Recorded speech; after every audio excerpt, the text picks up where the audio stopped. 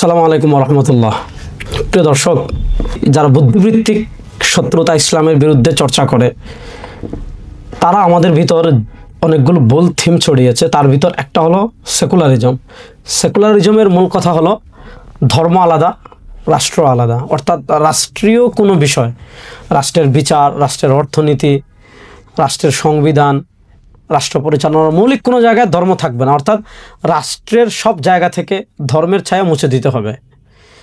এই কথা যদি কেউ বিশ্বাস করে তাহলে অত্যন্ত স্পষ্ট কথা, পরিষ্কার কথা, সে ইসলামের সীমায় থাকবে না। যদি বুঝে শুনে কেউ কথা বলে, যেটা আল্লামা কাউসারী রহমতুল্লাহ আলাই তার হুকম মহাবালাতি ফসলুদ্দিন আনিদ দৌলায় প্রবন্ধে লিখেছেন।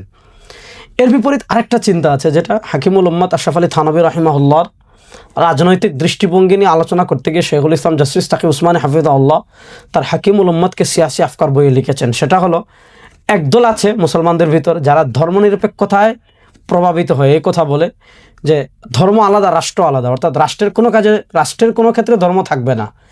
এই চিন্তাকে খণ্ডন করতে আরেকটা চিন্তা এসেছে, সেটা হলো রাষ্ট্রই সব কিছু। অর্থাৎ রাষ্ট্রে ধর্ম বিজয়, রাষ্ট্রে ইসলাম প্রতিষ্ঠা, এটাই হলো সব কিছু।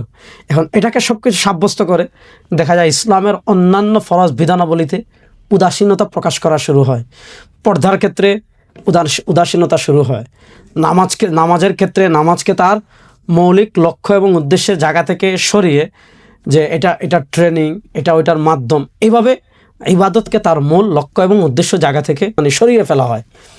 এখানে ধর্ম আলাদা, রাষ্ট্র আলাদা, এটা বলার যেমন কোনো সুযোগ নেই, ঠিক তেমনিভাবে রাষ্ট্রে ইসলাম প্রতিষ্ঠার নামে ইসলামের অন্যান্য কোনো গুরুত্বপূর্ণ বিধান, কোনো ফরজ বিধানের প্রতি অবহেলা বা তুচ্ছ-তাচ্ছিল্য করার কোনো সুযোগ নেই। আমরা ইসলাম প্রতিষ্ঠার চেষ্টা করব, রাষ্ট্রীয়ভাবে দিন বিজয়ের চেষ্টা করব, কিন্তু রাষ্ট্রীয়ভাবে দিন বিজয়ের জন্য ইসলামের অন্য কোনো ফরজ বিধানাবলী, ইসলামের অন্য কোনো আবশ্যকীয় বিধানাবলী, সেটাতে ছাড় দেওয়া, সেটাকে বিকৃত করা অথবা সেটাতে অবহেলা করা, এটার কোনো সুযোগ নাই। তাই আমি দেশবাসীর কাছে অনুরোধ করব, সামনে আমাদের জাতীয় নির্বাচন, ত্রয়োদশ জাতীয় নির্বাচন।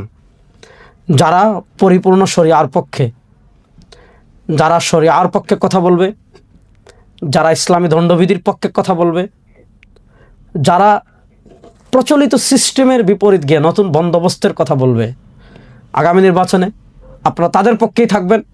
আপনাদের মূল্যবান ভোট তাদেরকেই প্রদান করবেন।